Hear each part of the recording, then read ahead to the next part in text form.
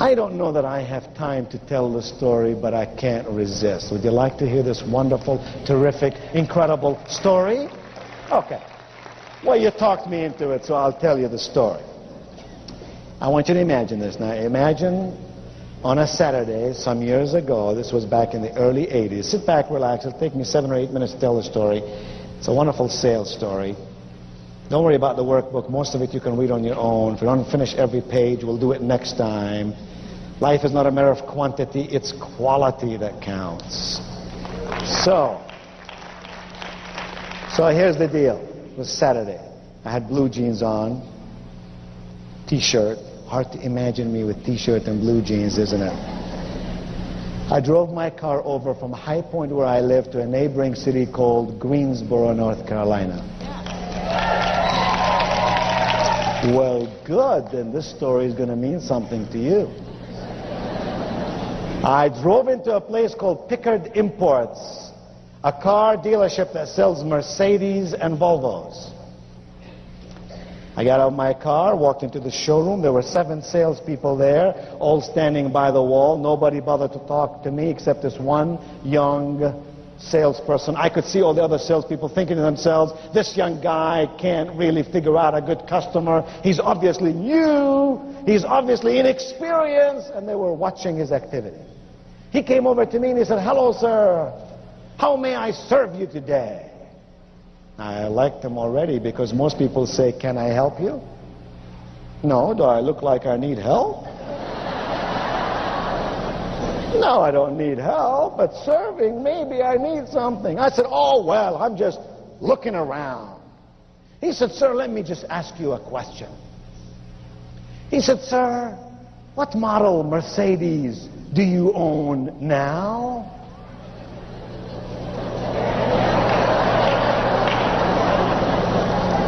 I said, I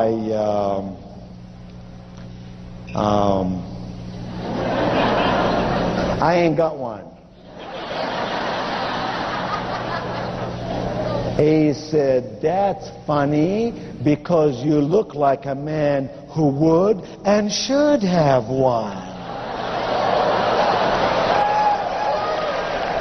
I was falling in love with the guy right there and there. He took 27 minutes to show me every model on the floor, let me kick all the tires I wanted to kick, showed me a 7-minute video, told me why a Mercedes is a car of style. It's not ostentatious like maybe a Rolls Royce might be in the city in which I live, how Mercedes would last forever, how Mercedes would be a great write-off. In 83, 84, we could ride over 7 years and then get another one. And at the end I said, I thank you very much, and I began to leave. He looked at me with pad in one hand and pen in the other and said, sir, may I have your name, please? Wow. A guy with a pad and pen is expecting some stuff. You better give him the stuff. I said, sure, my name is Wayne. And watch to see what he's going to do. A dumb salesperson would say, mister, would you repeat it? I'd say, sure, my name is Wayne. A smart salesperson would say, what? Would you spell it for me, please? I said, sure. I couldn't have said, yeah, it's Q-U-B-E. He would then know that I am a foreigner, right? No. So I said, sure, it's Q-U, B as in boy, E-I. N as in Norman. He put it down.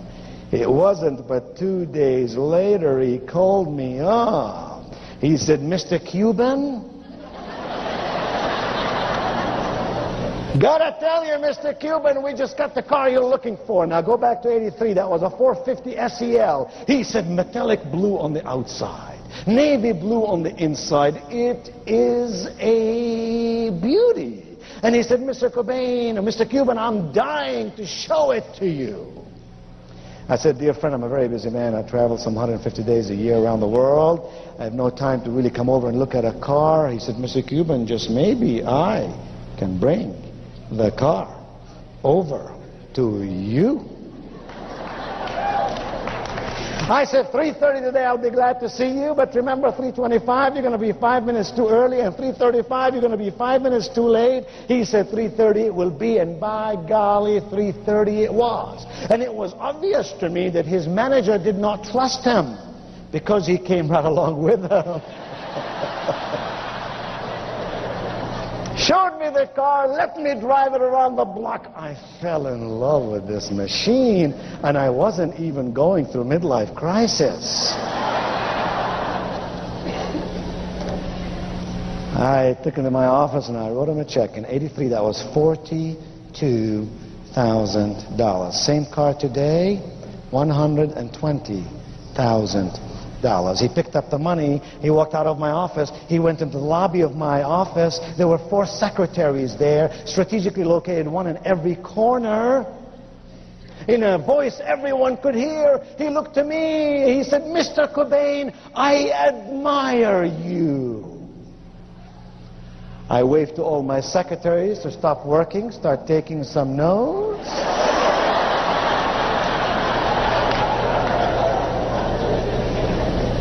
I said, "Really? Why? I got time."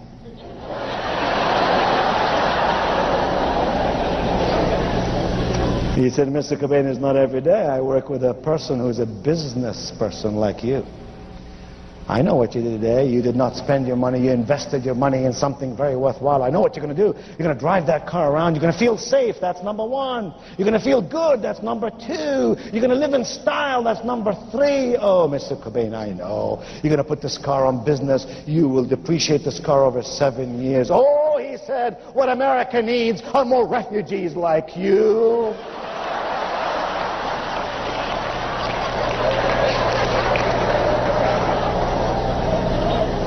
I felt like giving the guy a $10,000 tip, you know what I'm saying?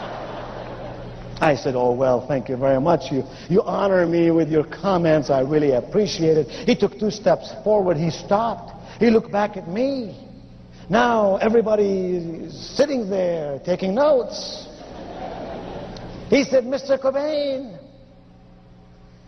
He said, "Mr. Cobain, you know, when I work with a guy as smart as you, the least I can do is to be totally honest with you." I said, "Hey, I'm into honesty. Honesty, integrity, ethics. You're talking my language. What do you got in your mind?" He said, "Mr. Cobain, I feel badly about this because I really didn't tell you the whole story." I said, "The whole story is beginning to sound like Paul Harvey." I said, "What are you trying to tell me?" He said, "Well, you see," he said, "Mr. Cobain, I don't know how to tell you this, but this car comes in a set."